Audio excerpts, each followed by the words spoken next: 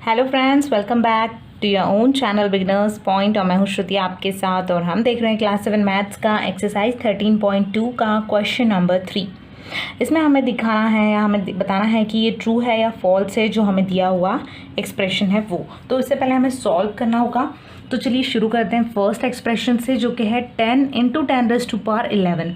ये एक साइड है और हमें एक और साइड दी है, दैट इज़ 100⁻11। तो हमें लेफ्ट और राइट साइड दी हुई है, तो हम एक एक चीज़ को पहले आंसर निकालेंगे। LHS हमारा क्या है, मतलब लेफ्ट हैंड साइड 10 × 10⁻11।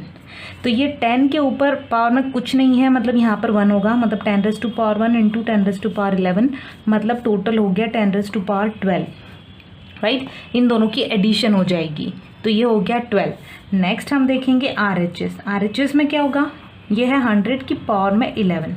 अब अगर जब हम 10 से ही कंपेयर कर रहे हैं, हर चीज़ 10 के पावर में रहेगी तो हम इजीली कंपेयर कर पाएंगे। तो पहले हम इसे भी 10 की पावर में ले आते हैं। तो अब अगर सिर्फ 100 को मुझे 10 की पावर में लिखना है तो क्या होगा, 10 का स्क्वायर होता है 100, राइट। 10 × 10 100 होता है, तो ये 10 का स्क्वायर लिख दिया मैंने 100 की जगह पर, और रेज़ टू पावर 11 तो एज इट इज़ रहेगा। अब हमारी जो आइडेंटिटीज़ हैं, अलग अलग हमारे जो इसके फॉर्मूलेज़ हैं, वो हमें क्या बताते हैं कि जब किसी पावर की पावर होती है, किसी नंबर की या बेस की एक पावर है और उसकी पावर दी है, उन दोनों की एक पावर दी है, तो वो पावर्स का मल्टीप्लिकेशन होता है। मतलब 10⁻2 × 11, मतलब 10⁻22 हो जाएगा। अब यहाँ पर आप दोनों को कंपेयर कर सकते हो। अगर मैं लिखूँ 10⁻12 और लिखूँ 10⁻22, तो डेफिनेटली 10⁻22 बड़ा होगा। आप ऐसे लिख सकते हो, राइट। नेक्स्ट क्वेश्चन देखेंगे। नेक्स्ट में हमें क्या दिया है, 2⁻3 और यहाँ पर यहाँ पर इक्वल टू का साइन है और 5 का स्क्वायर दिया है, मतलब 5⁻2। तो हम यहाँ लिखेंगे LHS है हमारा 2⁻3, मतलब 2 को 3 टाइम्स मल्टीप्लाई करेंगे। 2 × 2 = 4, 4 × 2 = 8, तो इसका आंसर है 8। RHS लेंगे, मतलब राइट हैंड साइड, जो कि है 5 का स्क्वायर। 5 का स्क्वायर मतलब 5⁻5। बेस के पावर में जो डिग्री में होता है उतने बार बेस को हमें मल्टीप्लाई करना होता है। यहाँ 2 है तो 5 को 2 टाइम्स मल्टीप्लाई किया, मतलब 5 × 2 = 5, 5 × 25।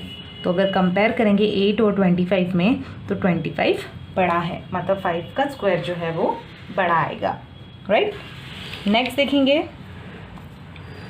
और अगर आप चाहें तो ये आंसर जो है हमारा, वो आंसर भी यहाँ लिख सकते हैं। जैसे कि यहाँ पर हमें दिया है 10⁻ × 10⁻11, ये जो है ये स्मॉलर है और ये 100⁻11। तो हमें यहाँ ट्रू और फॉल्स भी बताना है, तो हम यहाँ पर इसको देखकर बता सकते हैं कि यहाँ इन्होंने क्या बोला है। यहाँ पर हमें जो दिया है, ये साइन जो थी हमें राइट दी हुई थी, इस तरह से हमें ट्रू और फॉल्स ही प्रूव करना है। यहाँ बोला है कि ये दोनों इक्वल हैं, तो ये क्या हो गया, फॉल्स स्टेटमेंट है। ये वाला फॉल्स स्टेटमेंट है।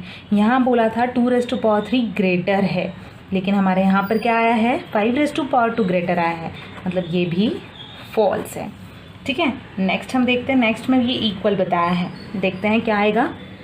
LHS लिखेंगे, जो कि है 2⁻3 × 3⁻2। अगर ऐसा होता है तो जितने बार जो बेस को दिया है डिग्री में, वो हम पहले लिख लेंगे। जैसे 2 के पावर में 3 है, मतलब 2 × 2 × 2 है, इंटू 3 के पावर में 2, मतलब 3 2 टाइम्स है।